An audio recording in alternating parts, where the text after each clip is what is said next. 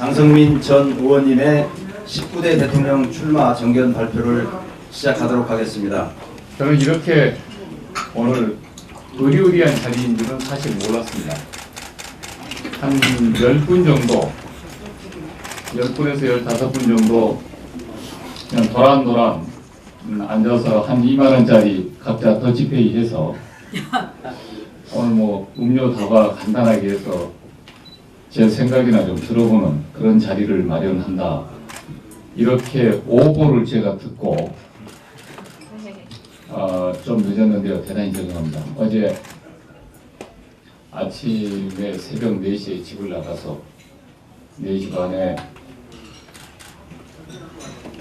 영산역에 도착해서 5시에 KTX를 타고 광주로 내려갔습니다. 그래서 광주에서 아침 초천 모임을 광주 지역의 유지분들 한 80분 모시고 초천 모임을 했는데 제가 한 30분 정도 대한민국이 어디로 가야 될 것인가, 지금 어디에 서 있고 앞으로 이 나라는 운명이 어떻게 될 것인가에 대한 기조 연설을 할 기회가 있었습니다. 이야기를 듣고 많은 분들이 과분한 평가를 해주셨고, 이순신이 아니라 이 나라 국난에 장순신이 나타났다 이렇게 해주시면서 이순신의 시호를 이렇게 써주신 분도 계시고 그래서 많은 용기를 얻고 왔습니다.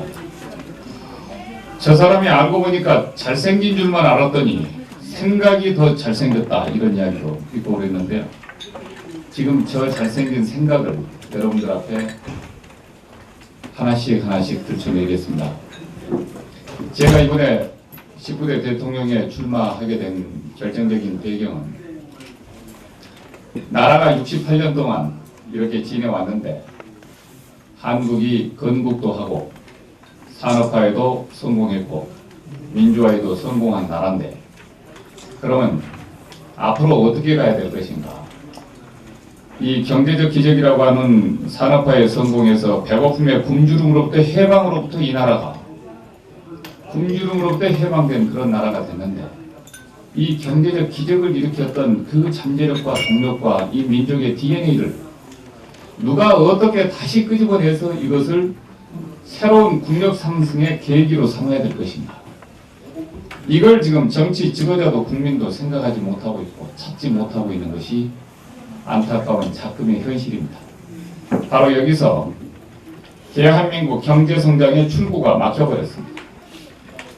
경제성장을 이룰 수 있는 잠재적 성장 요인을 발견하지도 못했고 발견할 수 있는 국민도 없고 지도자도 없습니다. 그걸 끌어내서 다시 제2의 대한민국의 경제 대국으로 도약할 수 있는 리더십, 이게 지금 보이지 않습니다. 이렇게 가면은 3포 세대, M포 세대, 갈수록 무한대포 세대가 나올 수밖에 없고, 대한민국은 출산율이 1.2%에서 올라갈 수가 없습니다. OECD 모든 국가 가운데서 출산율이 가장 낮은 이 비극적 상황을 모면할 수가 없습니다. 그렇게 되면 결국 현재 많은 세계 인구 보고서가 이야기하듯이 여러분들이 생각해왔던 우리 조국 대한민국은 사라집니다. 국토가 없어집니다. 이 나라가 없어집니다. 지도에서 없어집니다. 이게 얼마나 심각한 문제인데도, 국가의 전망이 걸려있는 문제인데도 지금 이 문제에 눈을 뜨고 이 문제를 해결하려고 하는 리더십도 보이지 않고 지도자도 없고, 국민들이 의병처럼 일어나서 이 나라를, 만국으로 가는 이 나라를 빨리 이 위기를 타개해서 끄집어내서 수렁에서 건져내서 이 나라를 다시 키우자, 이런 어떤 국민들의 대우 각성도 보이지 않습니다. 참 저는 그런 현실을 보면서 이 나라 이대로 가면 여기까지겠구나, 5천년 역사 여기까지인가. 아마 임진왜란이나 정유재란이나 청일전쟁에 촉발을 시켰었던 이모군란이나 동학농민혁명이나 그런 어떤 구한말 못지않게 지금 대한민국은 5천년 역사 이래로 가장 큰 위기를 맞고 있는 것 가운데 하나 우리가 지금 살고 있다. 이런 절박한 위기의식이 큽니다. 두 번째는 현재 오늘의 대한민국의 위기는 정치, 경제, 외교, 안보, 노동문화, 사회, 환경 할 것 없이 전체적 위기입니다. 어느 한 군데만의 위기가 아닙니다. 모든 부분은 썩을 대로 썩었습니다. 낡고 닳을 대로 닳았습니다. 이제 대한민국의 새로운 주춧돌을 바꿔야 되고 기둥을 다시 바꿔야 되고 함석 지붕을 다시 다 뜯어서 새로운 21세기의 세계에서 가장 경쟁력 있는 국가의 풀로 이 나라를 다시 짜야 됩니다. 제가 말하는 것은 제2 건국을 하지 않으면 지난 68년 해왔던 이 시스템과 제도로는 대한민국이 향후 70년, 100년을 갈 수가 없다. 100년, 200년을 내다보는 대한민국의 국가 개조 계획을 실시해야 합니다. 세 가지를 해야 됩니다. 첫째는 냉전 시대에 쪼들려 살았던 우리 국민들의 의식을 전폭적으로 개조 계획해야 합니다. 지금의 지역주의, 지금의 분열주의, 지금의 냉전주의, 대결주의, 이념주의에 빠져버린 이 나라의 국민의 의식이 글로벌 스탠다드 수준으로 세계를 질주하고 제4차 산업혁명을 우리의 자산으로 이끌 수 있는 그런 어떤 미래지향적인 사고로 의식개혁을 하지 않으면 대한민국은 내륙에 갇힌 좁은 편협한 민족의식을 떨쳐버릴 수 없게 됩니다. 우물한 개구리의 신세를 면치 못하게 됩니다. 빨리 의식 편창을 해서 유라시아 대륙을 휘젓고 달려야 되고 오대양 6대주라고 하는 태평양 시대를 열고 가야 되는데 태평양으로 진출하려면 일본에 막혀버렸고 유라시아 대륙으로 진출하려면 북한과 중국에 막혔습니다. 이걸 팽창시키고 확장시키는 세계를 대한민국의 앞마당과 뒷마당으로 생각하는 그런 의식 확장이 필요한 시기입니다. 그러려면 대통령이 국민의 우물한 개구리식 사고방식을 전면 개조에 위해서 세계화 시대에 질수할 수 있는 대한 제국의 시대 그런 확장된 팽창된 의식을 갖도록 해야 될 필요가 있다. 두 번째는 지금 우리의 제도, 이념, 법, 그 다음에 여러 가지 규제 이런 것들이 냉전 시대에 찌들어진 상황에서 나왔었던 그런 아주 좁은 제도의 틀입니다. 이 제도의 틀이 좋게 말해서 1인당 개인 GDP 85불에서 시작해가지고 15,000불, 25,000불 시대까지 왔는데 이 25,000불 시대에 지금의 이 제도의 틀이 앞으로 3만불, 4만불, 5만불 시대를 지향하는 미래지향적인 대한민국에 커져가는 이 역량을 담아낼 수가 없습니다.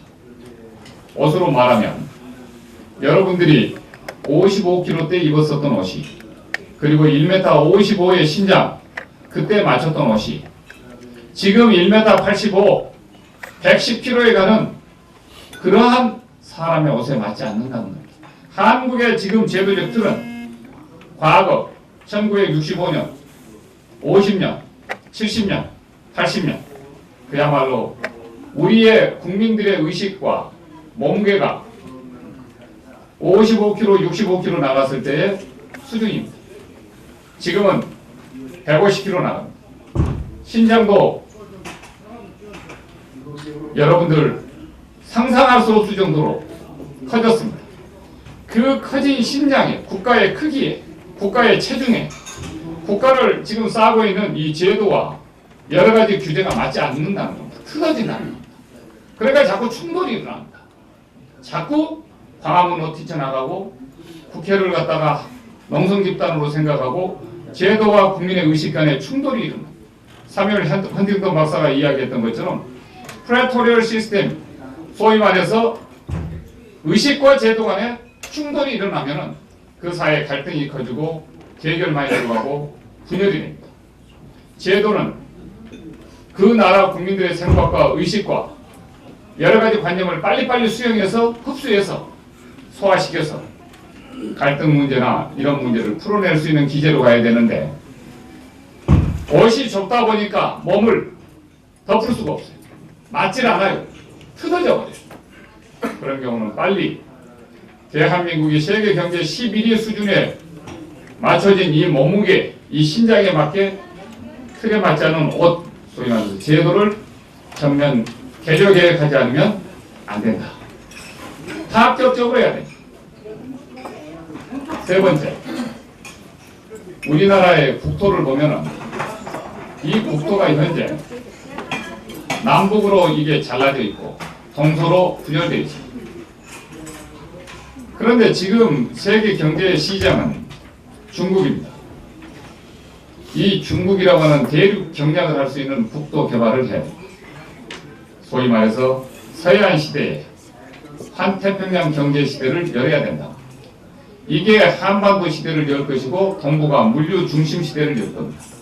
그러면 국토도 종합 개발을 할 때 우리의 경제적 지경학적 위점에서 대륙을 경략하고 뚫고 들어가서 중국을 상대로 엄청난 경제적 수익을 올릴 수 있는 지경학적 최적합지가 어딘가, 어느 지역들인가, 그런 지역들을 집중적으로 타겟을 해서 대륙 경략에 나서지 않으면 안 된다.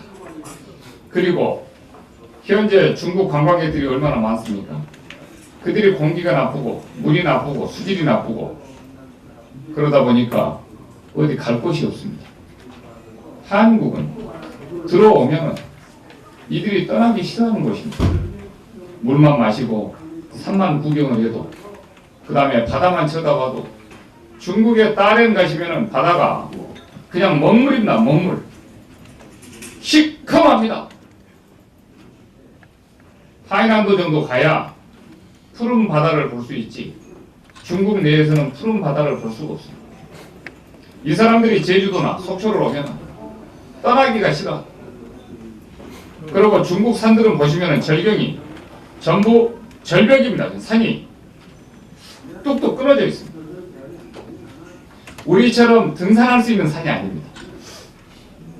그러니까 이 사람들이 바다에서 배를 타고 푸른 바다를 보고 맑은 공기를 마시면, 중국에는 매일 폐병 환자가 이 먼지를 마시고 황사를 마시고 살면서 숨을 쉴 수 없을 만큼 그런 고통스러운 나라에서 살다가 이 청정지역, 이 맑은 대한민국에 오면은 여기에 집을 짓고 살고 싶다는 겁니다.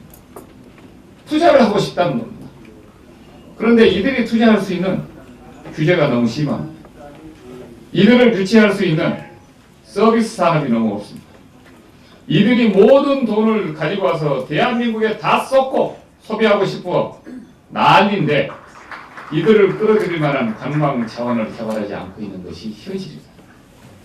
중국 관광객들이 한국에 오면 가장 두려워하는 것이 잠잘 곳이 없다는 것입니다. 이게 무슨 말입니까? 포화 상태입니다. 그러면은 호텔을 짓든 모텔을 짓든 막 지어야죠, 지금. 그런데 서비스 산업 규제법에 딱 묶여가지고 이 돈을 쓰고 여기에 막 들어오는데 굴뚝 없는 산업 종사자들이 이걸 받아서 소비를 하도록 해야 되는데 소비를 우리가 시켜주지 못하는 막고 있는 법들이 많습니다. 이게 국회의원들이 경제를 죽이고 있는 법입니다. 그래서 서비스 산업과 관련된 이 규제들을 대폭 격파를 하고, 그리고 대륙 경제에 전 세계의 공장이라 할 수 있는 중국이 전 세계의 시장이 됐기 때문에 이제는 여기서 상하이 가는 것이 북경에서 상해 가는 것보다 더 가깝습니다. 이런 지경학적인 전략을 우리가 21세기 경제를 살릴 수 있는 하늘이 준 기회라고 생각하고 우리가 우리 자원을 잘 맞춤형으로 국토를 개발해서 그들을 끌고 와서 장사를 해야 됩니다. 크게 보면 국민들의 의식혁명, 제도혁명, 그리고 국토 개조혁명을 일으키는 것이 21세기에 제가 꿈꾸는 제2의 건국을 시작하고자 하는 모티브입니다. 지금의 정치는 어떻게 봐야 되는가? 이 현실은 저는 탄핵정부, 대통령제 민주주의에서 지금 현재 대통령이 없습니다. 식물 대통령이 됐습니다. 헌정 위기입니다. 국난입니다. 지금 촛불 집회장에는 일본 JR 노동자 세력들이 들어와서 대한민국의 대통령의 하야를 외치고 있는 현실이 되어버렸습니다. 여러분 이거 하셔야 됩니다. 구한말과 비슷한 상황입니다. 그들이 무엇 때문에 들어왔겠습니까? 그것을 제대로 발견해서 외세가 지금 우리가 분열하고 있는 이 현장의 틈바구니에 들어와 가지고 이 나라 주권을 농락하고 이 나라 대통령을 물러가라고 그러고 외치는 이 현실을 보면서 의병운동을 일으키는 대한민국 국민 한 사람이 있습니다.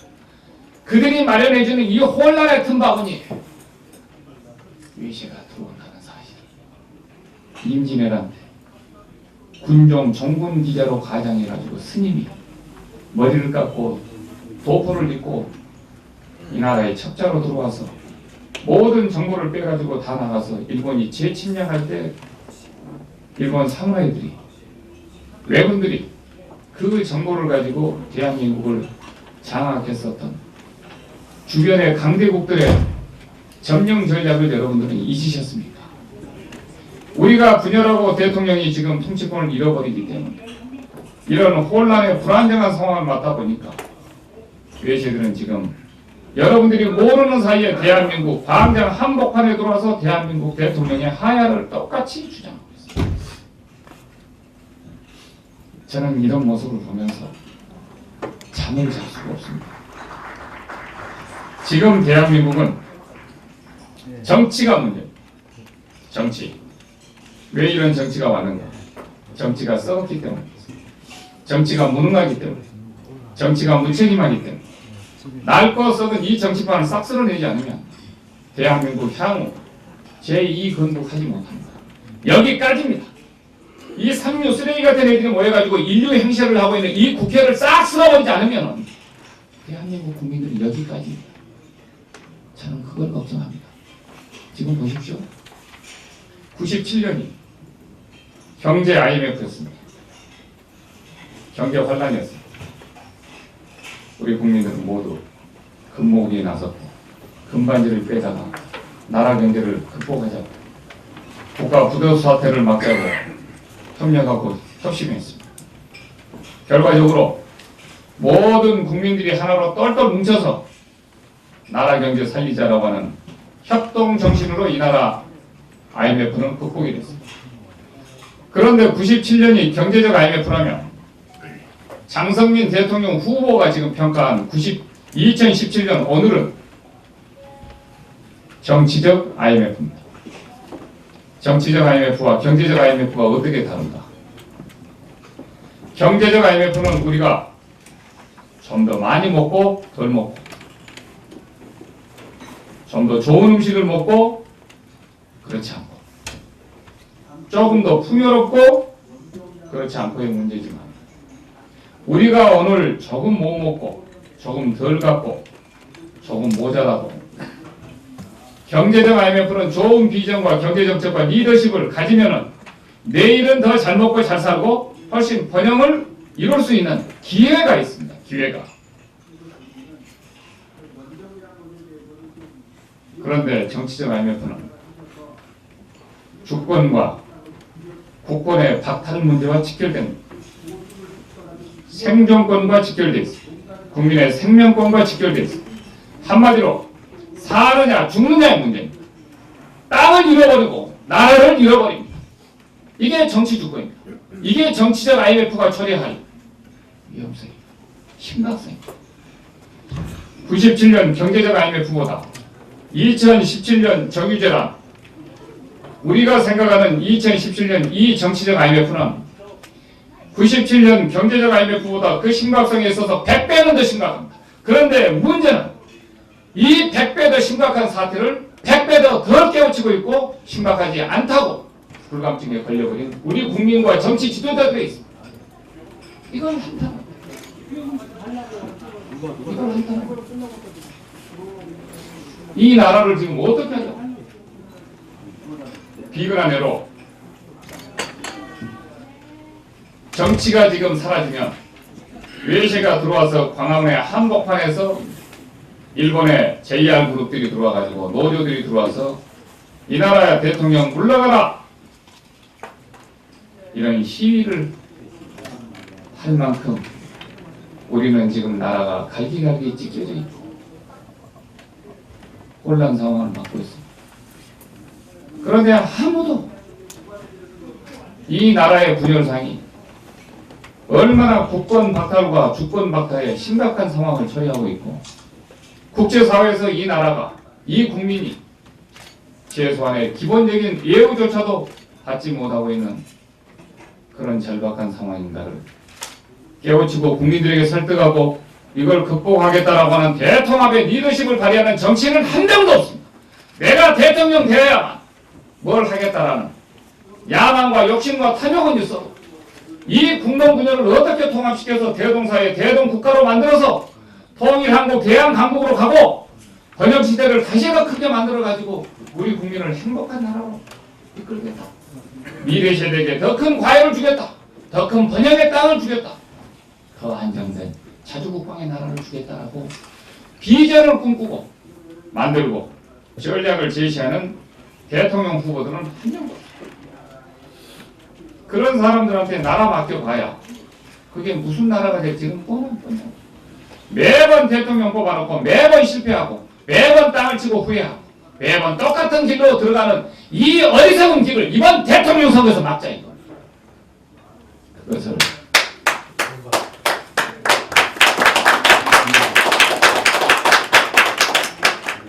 그것을 누가 해야 되는가? 제가 왜 여기를 왔겠는가? 기존의 언론들이 자신들의 이해타산에 매몰돼 가지고 여론조사 몇 프로 되는 되지도 않은 말도 안 되는 동네 이장도 해서는 안 될 인물들을 여론조사 됐다고 올려놓고 조작해서 그게 대권의 길로 가장 빨리 가는 길이니까 대세론이나 만들어가지고 허우적거리면서 그런 후보들의 꽁문이나 쫓아다니면서 대통령 만들어 놓고 우리 회사 이권이나 따보자라고 하는 기존의 언론관 가지고는 대한민국 2017년 이 정치 위기 망국의 길로 대한민국 구제할 수 없습니다. 저는 여러분들이 깨워야 된다고. 이제 대한민국 언론 환경 달라졌습니다. 세계가 달라졌습니다. 하루아침에 인터넷이 마국간에서도 전 세계를 지배할 수 있는 희망이 나왔고 여론이 나왔습니다.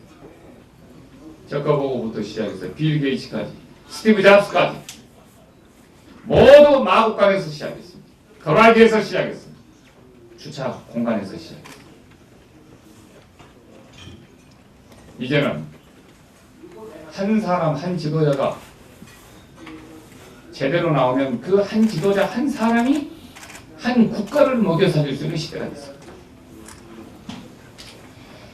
농경시대에는 10명이 일을 해야 가족 1명을 먹여 살릴 수 있었습니다. 산업화 시대에는 10명이 일을 하면 10명을 먹여 살릴 수 있었습니다. 그러나 지식 정보화 시대에는 1명이 일을 하면 한 국가를 먹여 살릴 수가 있습니다. 지식 정보 아이디어 이거 하나면은 세상을 변화시킬 수 있고 역사를 바꿔버릴 수가 있습니다. 알리바바의 마윈부터 스티브 잡스까지 여러분들이 다 보고 계시지 않습니까? 언론도 마찬가지입니다. 언론도 여러분들이 하나의 새로운 아이디어, 새로운 정보, 새로운 차별화 전략만 가진다면 기존의 언론은 하루아침에 해치울 수, 전부 잡아뜨릴 수 있습니다. 하루아침에 세계적 언론으로 솟구칠 수 있습니다. 이것이 지식정보화 시대, 4차 산업혁명 시대에 우리가 할 수 있는 기회입니다. 혹시나 저는 여러분들이 기존의 다른 언론 매체에 비해서 우리가 약하다, 우리가 힘이 없다 그런 생각을 하게 되신다면 여러분들은 인터넷 정보화 시대에 IT 뉴스 개발자로서는 적합하지 않다.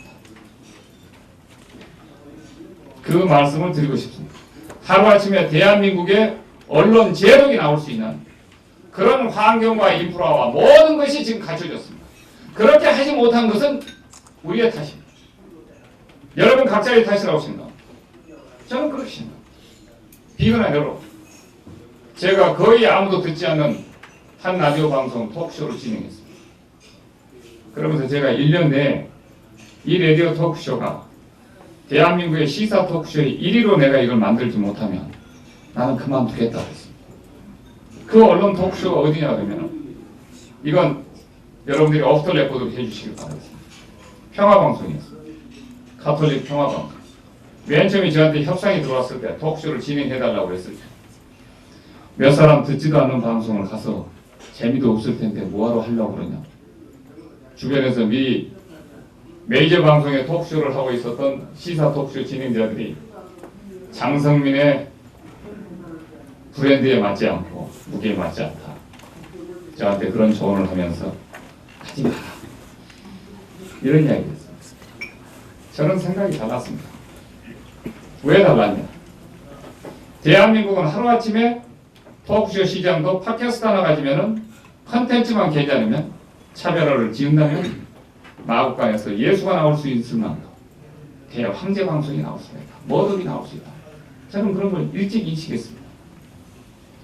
제가 라디오 방송을 많은 사람들이 장님 방송이라고 이야기했습니다.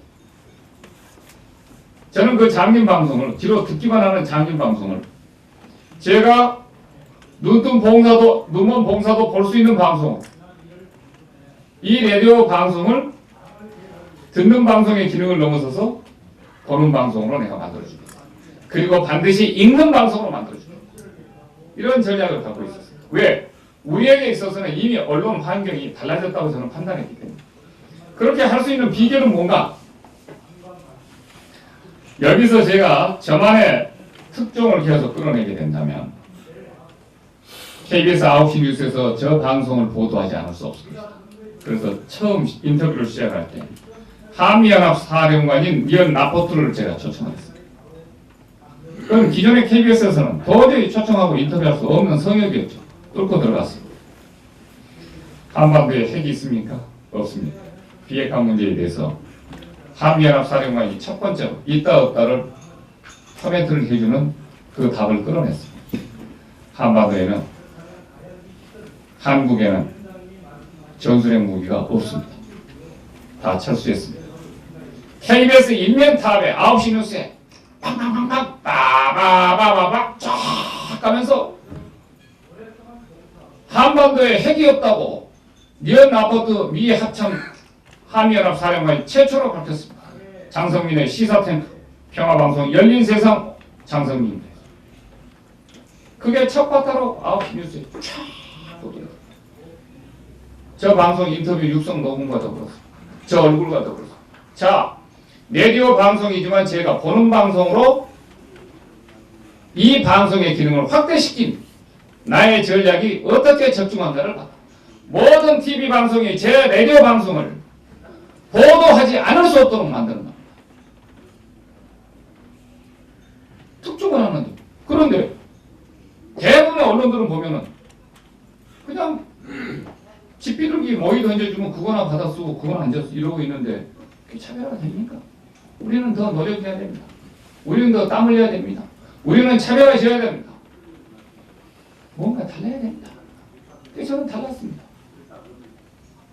그 뒤로부터 저 방송 아침에 딱 진행하고 나서 저녁에 TV 방송이나 다른 라디오 방송이나 다른 신문 방송에서 저 방송을 코팅 안 하면 재미가 없어요. 오늘은 조선일보부터 일면타협에 내 방송을 몇 개나 평화방송 열린세상 오늘 장성민입니다 해서 여러분들 많이 보셨잖아요. 제가 거짓말합니까? 시사 토크쇼가 신문에 코팅되고 인용되고 보도되기 시작한 것은 제가 처음일 겁니다. 제가 그 시대를 열어놨습니다. 라디오 토크쇼에 혁명을 했습니다. 제가. 그때 시사연을 뭐라 그랬습니까?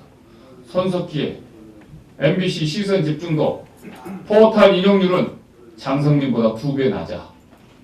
듣도 보도 못한 아침에 광고가 뭐냐? 딱 하나예요. 성모 마리아 장례식장 방어. 제가 그만둘 때 그 방송은 광고가 25개였습니다. 흰색까지 들어왔습니다. 삼성에서. 들어갈 데가 없어요. 더. 15초짜리 막 제발 좀 더 들어가면 안 됩니까? 저는 제가 잘났다고 하는 게 아니고 잘했다고 하는 게 아니고 우리가 이 지금 언론 환경이 얼마나 달라졌는가를 알고 거기에 맞춤형 전략을 잘 세우면 하루아침에 방송가에도 스티브 잡스가 튀어나왔습니다. 빌 게이츠가 튀어나왔습니다. 그건 방송뿐만이 아니라 모든 부분이 다 그렇다. 자, 제가 이번에 대통령 선거에 뛰어들게 된 것은 정치권의 스티브 잡스를 한번 꿈꿔보자. 정치권의 저커버 빌 게이츠가 한번 되보자. IT 시대, 제4차 산업혁명 시대에 맞는 혁명적인 정치인 한 사람이 튀어나왔어요. 기존의 정치, 낡은 정치를 싹 쓸어버리고 정리를 해서 대한민국을 진짜 한번 개혁해가지고 글로벌 리더로 전 세계를 지배하는 나라를 왜 우리가 꿈꾸지 못하고 이런 시대를 한번 만들어보고 싶다. 그런데 많은 정치인들이 시대 교체다, 정권 교체다, 세력 교체다, 또 뭐 정치 교체다, 이런저런 끊임없는 되지도 않은 말들을 늘어놓고 있습니다. 그거 다 일리가 있겠죠. 그런데 저는 그렇게 안 봅니다. 뭐냐? 뭘 교체해야 되나? 썩은 정치인들을 교체해야 되는 거야. 지금 대권 후보 나와 있는 오늘의 위기를 초래했었던 역사적 공범들을 싹 정리하지 않으면 그 사람들이 나와서 다른 말 한다고 해서 그게 세상이 달라진다? 어림도 없는 거죠. 저는 여기 계신 여러분들이 한국의 새로운 미디어 혁명을 일으키자. 이번 대통령 우리가 만든다. 기존의 냉전시대 내지는 과거 앙시앙 레짐에 찌들려 있는 그런 어떤 언론 환경에 모든 것을 걷어내고 IT 시대에 맞는 인터넷 정치혁명을 한번 해버리자. 인터넷 언론혁명을 한번 해버리자. 이런 결심을 여러분들이 하신다면 대한민국 대선판은 완전히 달라질 수 있습니다. 대선판이 달라진다고 하는 것은 국가가 달라진다는 것이고 국가가 달라진다고 하는 것은 대한민국이 어제 과거에 붙잡힌 그런 수렁에 빠진 그런 나라가 아니라 미래로 박차고 도약하는 그런 나라가 될 수 있다. 여러분들이 결심하십시오. 언론은 쫓아다니는 것이 아니고 발굴하고 발견하는 것이다. 미국 언론과 한국 언론이 뭐가 다른가? 우리나라 언론은 문화무게가 30%고 40%다. 안아무개가 몇 프로다. 그러면은 숫자 보고 쫓아다녀요. 대신에는 편성해요. 저는 지금까지 제가 살아온 역사 속에서 단 한 번도 기존 대세를 인정해보거나 편승해본 적이 없어요. 저는 그런 사람입니다. 제가 20대 때 제가 모실 대통령을 제가 선택했어요. 제가 만들 인물을 선택해서 20대 때 저는 김대중 대통령 밑으로 제가 들었어요. 그리고 제가 30대 때 대통령을 만들었어요. 92년 정계 은퇴하시고 하늘에 나는 참새새끼 한 마리도 70 먹은 김대중 대통령이 다시 돌아와서 정계 복귀해가지고 대통령 되려고 하는 꿈을 꿀 수가 없어요. 그런 어두운 시점에 저는 3일 만에 드골식 복귀 전략과 지미 카터식 복귀 전략을 가지고 이렇게 해왔어요. 영국으로 모시고 왔습니다. 거기 모셔다 놓고 저는 한국에 들어와서 전략을 다시 짰습니다. 보수화 전략을 짰습니다. 그래서 DJP를 김대중 대통령도 거부했었던 DJP를 싸우고 투쟁하고 토론하고 설득시켜서 마침내 중앙정보부를 창설했었던 김종필 씨를 초대 총리로 끌어들여서 DJP에 성공했습니다. 이게 50년 만에 한국에 기적같이 일어났었던 수평적 정권 교체, 역사를 바꿨습니다. 지역차별을 없앴습니다. 민주화를 꽃피웠습니다. 보수와 진보가 서로 화해할 수 있는 기반을 만들었습니다. 에브라함 링컨이 이야기했듯이 정적도 내 정권에 들어와서 내각에서 일을 시킬 수 있는 화합의 정치를 해서 IT 천국을 만들어놨습니다. 한류 천국을 만들어놨습니다. 세계에서 그 어떤 나라도 없는 의료복지 사업을 했습니다. 남북 정상회담까지 했습니다. 11월 횡단철도까지 프로젝트를 내세웠습니다. 자, 대한민국 많이 했습니다. 있습니다. IMF 극복했습니다. 5년 동안이라고 하는 이 기간이 짧지만 저는 이 대통령을 모시고 어떤 리더십을 선택하느냐에 따라서 대한민국은 천지개벽을 할 수 있는 시점입니다. 결론을 맺겠습니다.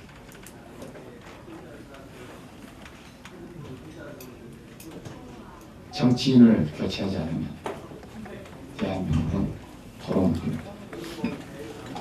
지금의 이 낡은 정치인을 교체하지 않고 여러분들이 40%니 30%니 쫓아다니면서 대세로는 인정해버리면서 그런 사람들을 다시 무난한 대통령으로 당선시켜서 가버리면 이 나라는 최순실이 한 명의 시대에서 이제 10명의 최순실 시대를 보게 될 겁니다.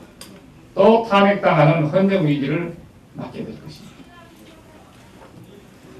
대기업으로부터 60억씩 받아먹고 정과 육범이 지금 대한민국 대통령 후보로 날뛰고 있는 이 험악한 현상을 보면서